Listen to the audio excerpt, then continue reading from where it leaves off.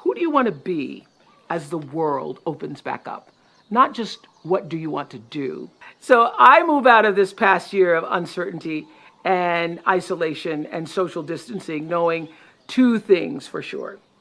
First, I'm grounded in the heightened realization that we all breathe the same air. We share the same oceans. We need the same love. We crave the same sense of community and dream the same dreams.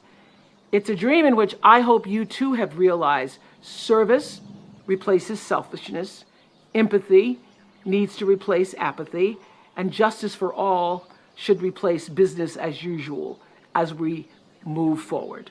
The second thing I know for sure that we need for the future can be summed up in a single word: you. Look how much strength you gained this past year. You met every obstacle head on. Time and again, I know many of you wanted to give up. Sometimes you didn't even want to get out of bed. But all the while, you were building strength.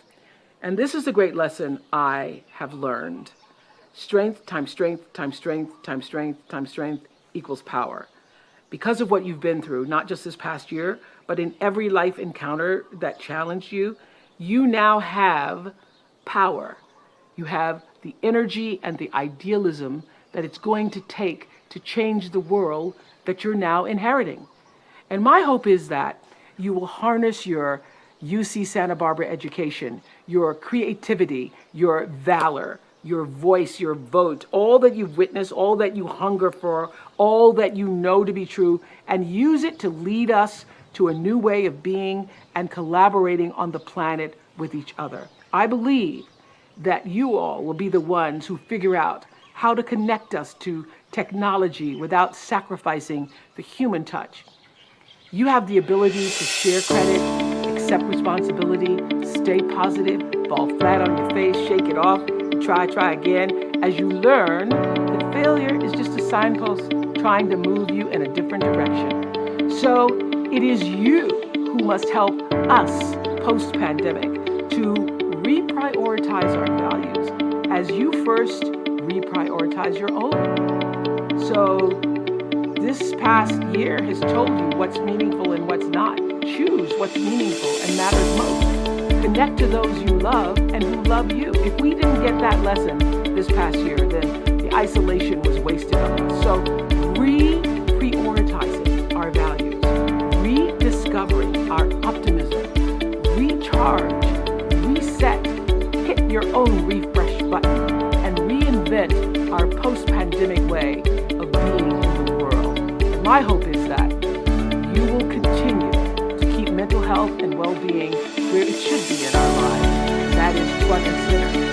And now that the pandemic is waning and essential workers are no longer front and center, I hope you remember their essential value and how they need to be rewarded with respect and the wages they deserve. I hope you will show up for the people who have shown up for you. This pandemic has exposed how much there is to do. So pick a problem, any problem. The list is long. Gun violence, climate change, systemic racism, social justice, economic inequality, media bias.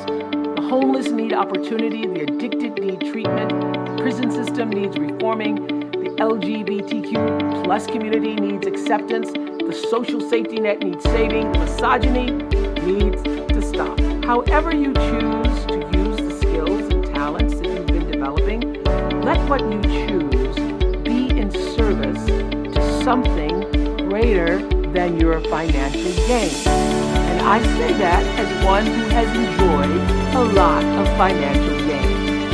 Choose to serve no matter your calling, your customers, your clients, your patients, your audience. This is what I know. If your paradigm is service, you will be successful. So let service be your mantra. How can I be used in service to something greater than myself? Ask that question. Shift your thinking to the paradigm of how can I be used in service? Ask that question in truth, and I guarantee that one small, shimmering act of goodness and gratitude at a time life will open up to you, and it will reward you in ways that will leave you in awe. As Albert Einstein once said, education is what remains after we forget what we're taught. When all of you've been taught begins to fade into the fabric of your life, I hope that what remains is your ability to analyze, to make distinctions, to be creative, and to wander down that road less traveled when you have the opportunity. I hope that when you go all in, and that your education helps you to walk that road with an open mind and a kind heart. Don't fret if you don't know by now what your passion or purpose is. Everybody talks about passion and purpose. What's important is to stay curious, because curiosity will lead you to what you love. So as you move into this next phase of your life, I wish you curiosity and confidence. I wish for you enlightenment and integrity. Do the right thing, especially when nobody's looking. I wish you goodness and guts. Every great decision I ever made, it was because I trusted my gut. And when I didn't trust my gut, I made bad decisions. Because the gut, let me tell you, does not lie. It is your GPS for life. So I hope you shake things up.